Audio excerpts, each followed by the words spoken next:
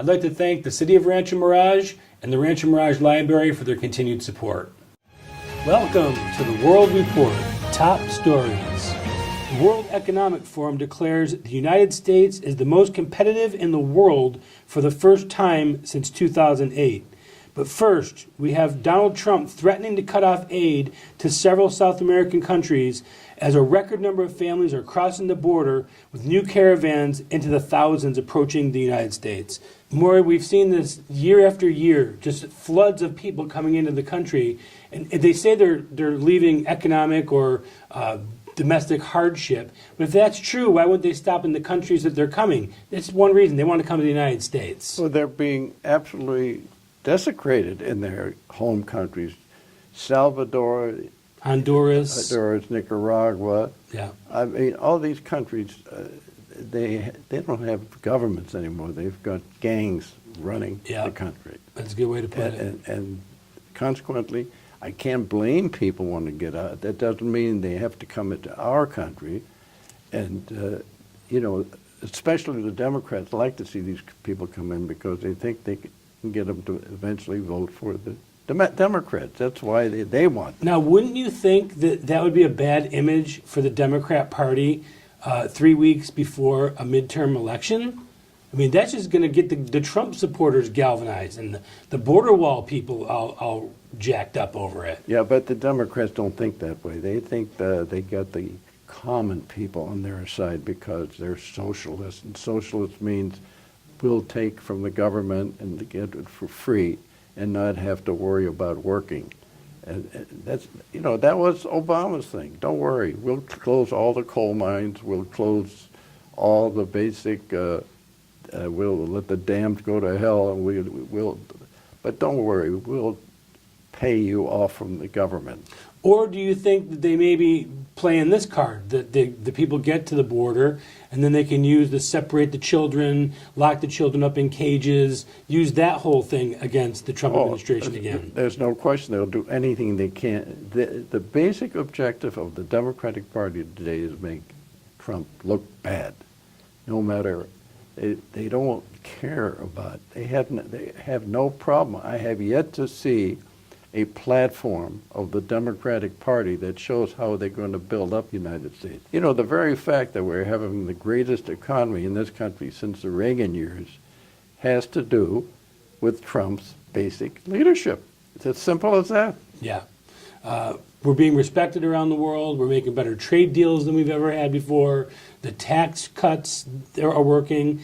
The only thing that concerns me, and we've talked about this several times, is the burgeoning deficit and the debt. Nobody seems to be wanting to take that on. You know something? You read my mind. That's exactly right. We have a $22 trillion U.S. Treasury debt. However... And we're headed towards another $1 trillion deficit for the year. Yes, and the only way to handle that is we have to get rid of certain agencies. We have to get rid of a lot of useless spending that we're going through. As far as I'm concerned, this may be a little bit extreme. I would ask the United Nations to find another place where they're have it in Brussels. Anti-American positions. Have it in Brussels. They seem to like those kinds of things. And they take expensive real estate in New York, and that we could make money with.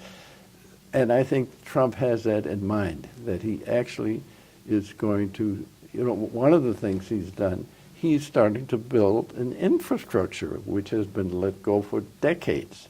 I'm talking about building dams, building highways, building factories, And our electrical grid has to be dealt with at some point. Well, we have a very aging power situation in the country. Absolutely. And the point of this whole thing is that we have had no development of a total infrastructure since the Eisenhower years. Do you know there are 55,000 bridges in the United States today that you can't drive over? 55,000. No, I had no idea. Yes, that's exactly the right number. And that's because nobody is spending any money. And the states, the congressional districts and so on, They don't want to spend money on things that are absolutely necessary for the economy to move forward. Well, we're spending money. I don't know that we're spending it on the right things. Well, that's my point. The thing is, the fact is, we've had the largest employment capability in 49 years last quarter. Means that there are more and more job openings than we've had in about 50 years. And here's the big elephant in the room no one wants to talk about: entitlements. We've got to deal with it. Medicaid, Medicare, Social Security, I mean, they're all about to go broke within the next decade or two decades. So. Yeah, but what the Democrats want to do is they want to have everybody get Medicare from the day they were born. Right now, Medicare is for retired people, older people and so on, and that's costing a lot of money itself. Yeah, because we have an aging population and we're not replacing them. Well, of course. But the point is, they don't want to restrict it, as you would indicate. They want everybody to be on it. Well, then we really would go broke in this country. There'd be a bankruptcy. The dollar would go down to zero. This is what happens. Once every other country in the world sees the United States is just not economically worthy anymore, they're going to go elsewhere for whatever they do. With China, with the tariffs. Why do we have this tariff problem? We, the United States, rebuilt Europe, Japan, and Japan and Germany. Both the losers and the winners were rebuilt by the United States, not because of our goodness, but there was a real possibility at the end of the Second War, when that was over, May 9th, 1945. And you could say that we've pretty much built up China, too, by all of our purchasing, by everything that we've done for them. That brings up a very good point. We have made China, China has been a business country for 7,000 years. Now this guy Xi Jinping, he allows individuals to develop businesses, but he takes care of who regulates it. I'd like to thank the City of Rancho Mirage and the Rancho Mirage Library for their continued support.